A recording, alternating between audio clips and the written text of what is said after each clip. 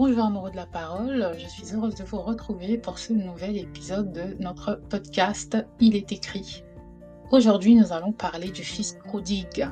Nous en avons déjà parlé brièvement au travers de différents podcasts, mais aujourd'hui, nous allons essayer d'aller un peu plus en profondeur et voir ce que nous apprenons, ce que Dieu veut que nous apprenions de cette histoire merveilleuse.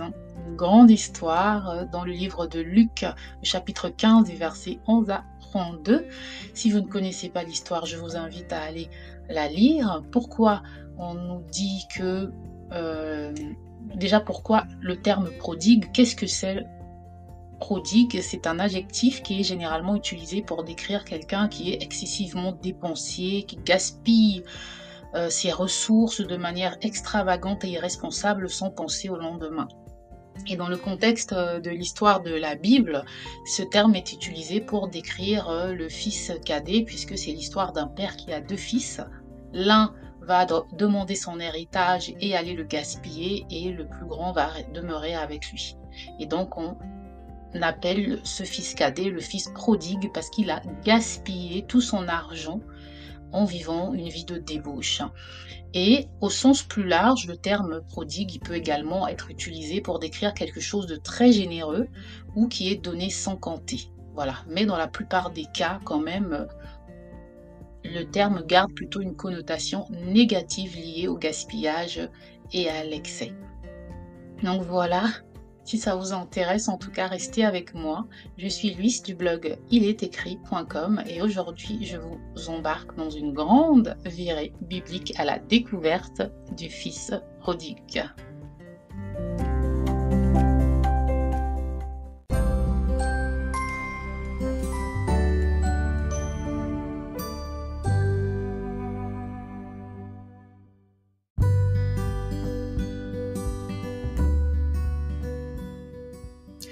Donc, avant de commencer, je souligne que j'essaie de faire court, pas seulement pour ne pas vous barber, mais surtout parce que le but c'est plus de partager et c'est que vous alliez également ouvrir vos Bibles et aller creuser par vous-même. Donc, aujourd'hui, on va creuser sur l'histoire du fils prodigue. Donc, le Luc chapitre 15, voilà, des versets 11 à 32. Vous pouvez déjà aller lire l'histoire et on va essayer de creuser l'histoire en la séparant en 5 parties. Voilà. Donc, le début de cette histoire, des versets 11 à 12, dans Luc 15, on nous dit « Un homme avait 2 fils. Le plus jeune dit à son père, « Mon père, donne-moi la part de bien qui doit me revenir. » Et le père leur partagea son bien. Donc, juste en lisant ces 2 versets, on voit que le cadet a fait une demande qui pourrait peut-être être qualifiée d'égoïste, une demande égoïste. Voilà. Parce que son père est encore là, il est encore en vie et lui, il veut déjà jouir de son héritage. Mais ça, c'est notre façon à nous de réfléchir en tant qu'être humain. Si on se met dans le contexte du royaume de Dieu, nous avons un héritage, nous sommes héritiers avec Jésus et Dieu a mis à notre disposition certaines choses dans son royaume dont nous pouvons d'ores et déjà disposer, mais nous n'avons pas conscience de cela.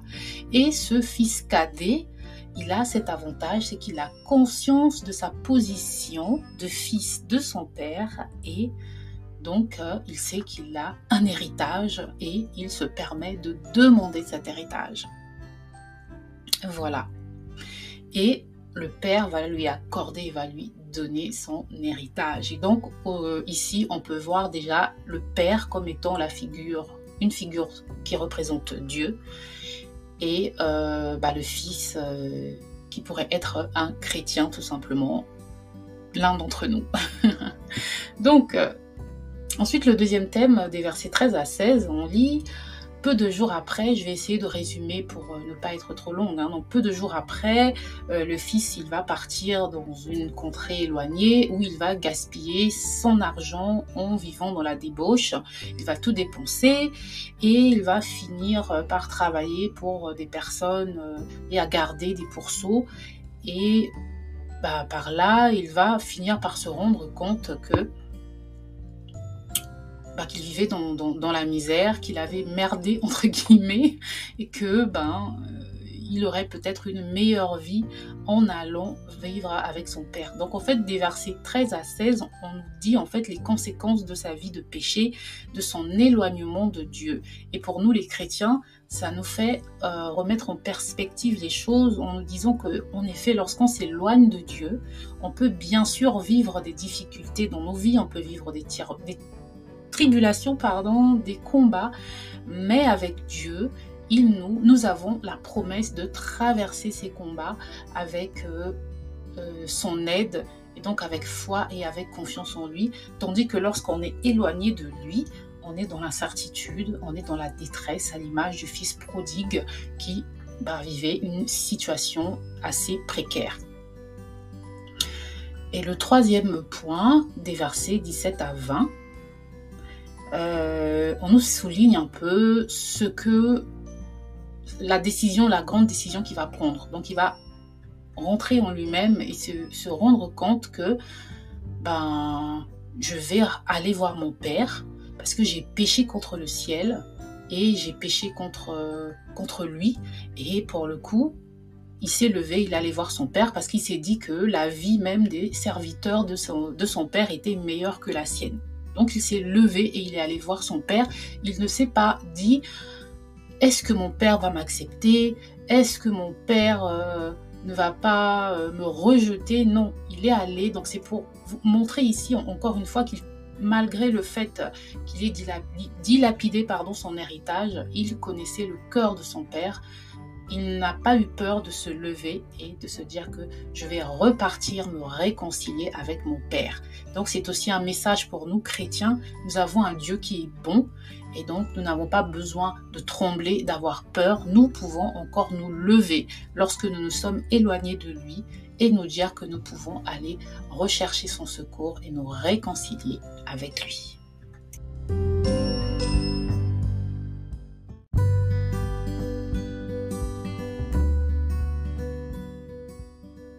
Nous arrivons ensuite des versets 21 à 24. Alors, ce passage est vraiment important puisqu'il rentre enfin, il va voir son père et son père est ému de compassion, il court vers lui, il se jette, il l'embrasse, il se jette à son cou, il embrasse son fils cadet et son fils se repent devant lui, il lui dit « J'ai péché contre le ciel et contre toi, je ne suis plus digne d'être appelé ton fils. » Mais le père, il va dire à ses serviteurs « Apportez vite la plus belle robe, revêtez-le, mettez-lui un anneau au doigt et des souliers aux pieds. » Et ensuite, il va demander à ce qu'on tue le veau gras. Et en tout cas, il va dire « Mangeons et réjouissons-nous ». Et c'est un beau passage qui montre en fait la compassion et la miséricorde de Dieu. Et ça nous enseigne que Dieu nous accueille avec joie lorsqu'on se repent et il nous restaure dans sa grâce. Ici, dans ce passage, les points qu'on peut retenir, c'est le symbole de la nouvelle robe. Et son fils cadet est sûrement revenu dans un état délabré, il avait tout perdu, donc il ne portait sûrement pas de vêtements magnifiques. Et là, son père lui met une belle robe, il lui met un anneau au doigt, il lui donne des nouveaux souliers. Et ça, c'est un symbole de la restauration que le Père peut nous accorder. Il nous restaure dans sa grâce, il nous restaure dans sa prospérité, il nous restaure dans son amour et avec des souliers aux pieds, il nous donne une nouvelle destinée, si on peut dire les choses de cette façon-là. Et il nous rétablit dans les plans que lui avait pour nous. Donc c'est vraiment la restauration de Dieu que l'on doit souligner ici. Et lorsqu'il parle du veau gras, le veau gras, ça peut être symbole de la réjouissance également, parce qu'en général, on tuait un animal à l'époque pour célébrer des grands événements tels que des mariages par exemple. Mais aussi, il y a une fête où l'on sacrifie un veau gras qui s'appelle Yom Kippour, ou le jour du grand pardon. Et c'est la fête, une fête solennelle pardon, du judaïsme, qui est le 10e jour du mois de Tishri, le 7e mois du calendrier juif. Et pendant cette journée, les Juifs observent un jeûne complet et participent à des prières. Et en fait, c'est pour célébrer la réconciliation avec Dieu. Voilà. Et donc, on voit bien ici que au travers de ce passage, donc des versets 21 à 24, on nous parle ici de la restauration que Dieu nous accorde lorsque nous repartons avec lui avec des cœurs sincères et repentants. Et enfin, on arrive des versets 25 à 32 avec l'histoire du fils aîné. Le fils aîné qui, lui, dénote vraiment, il nous montre vraiment un manque d'amour et une grande jalousie envers son frère. Parce que il était sorti, il était dans les champs, et lorsqu'il revient, il entend du bruit, il entend qu'il y a la fête, en gros. Et il demande aux serviteurs de son père qu'est-ce qui se passe, et eux, ils lui expliquent. Et lui, il se met en colère, il va voir son père, et il lui dit, voici, il y a tant d'années que je te sers, sans avoir jamais transgressé tes ordres, et jamais tu ne m'as donné un chevreau pour que je me réjouisse avec mes amis. Et quand ton fils que voici est revenu, après avoir dévoré ton bien avec des prostituées, tu as tué pour lui le veau gras. Et que lui dit son père, mon enfant, tu es toujours avec moi et tout ce que j'ai est à toi. Donc ça, c'est un peu l'image du chrétien qui n'avait pas conscience de son héritage. Parce que lui, il était avec son père durant toutes ces années, mais il vivait encore comme s'il servait son père sans avoir conscience que ce que son père avait, il pouvait en jouir librement. Et surtout, il est aussi l'archétype du chrétien qui, plutôt que de se réjouir du retour d'un de ses frères qui avait chuté, qui s'était éloigné de Dieu, eh bien, lui, il va oublier que Dieu a pardonné.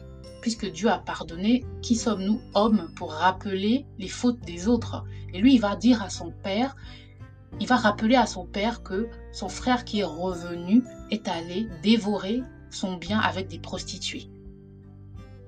Est-ce que vous voyez ça? Donc, il essaie de rappeler le passé de son frère, alors que son frère est revenu avec un cœur repentant et son père l'a pardonné. Et donc, nous devons vraiment comprendre cela et ne pas condamner ceux que Dieu a déjà pardonnés. Lorsque des personnes reviennent à lui avec un cœur repentant et sincère, qui sommes-nous pour leur jeter la pierre comme si nous avions toujours été des saints?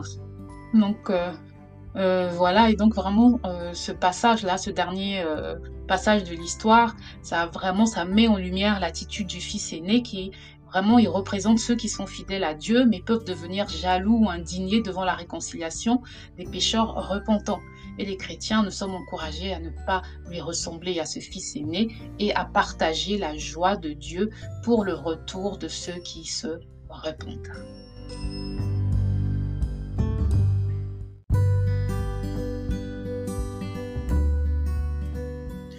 Donc, pour résumer, l'histoire du fils prodigue, c'est vraiment une histoire profonde qui nous rappelle également la relation entre Dieu et les êtres humains, la réconciliation que nous avons au travers de Jésus, puisque dans l'ancienne alliance, cette alliance avec Dieu a été rompue avec la chute d'Adam et Ève, et c'est au travers de la nouvelle alliance avec Jésus que nous sommes réconciliés avec le Père.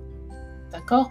Donc c'est une histoire qui aborde différents thèmes tels que la miséricorde de Dieu, la repentance, la réconciliation, l'amour de Dieu, et également le rôle de Jésus et de l'Église, puisque Jésus c'est le médiateur entre Dieu et nous, et c'est par lui que nous sommes réconciliés avec Dieu. Et en tant que communauté de croyants, en tant que Église, corps de Christ, nous sommes appelés à suivre l'exemple de Jésus en accueillant ceux qui cherchent la rédemption et en les soutenant dans leur cheminement spirituel dans l'Église. Voilà. Et l'histoire du fils prodigue, met vraiment en avant des thèmes centraux de notre foi. Comme je l'ai dit, la miséricorde, la repentance, la réconciliation, la rédemption, et le fait que nous devons toujours accueillir et surtout pratiquer l'amour envers ceux qui se sont égarés lorsqu'ils reviennent avec un cœur repentant. Parce que Dieu les aime et lorsque Dieu pardonne, nous ne devons pas nous condamner. Voilà. qui sommes-nous pour condamner? Voilà. Donc, vraiment belle histoire. J'espère que ça vous donnera envie de creuser un peu plus, d'aller approfondir les choses dans vos Bibles, d'aller apprendre plus peut-être de différents enseignements de la parole qui ont également étudié cette belle histoire du fils prodigue. Et je vous dis merci. Et ma prière, c'est que vraiment nous comprenions le cœur de Dieu qui nous est démontré ici au travers de cette histoire. Et si ce podcast vous a béni, merci de liker, partager, pas moi, mais la parole. Ciao!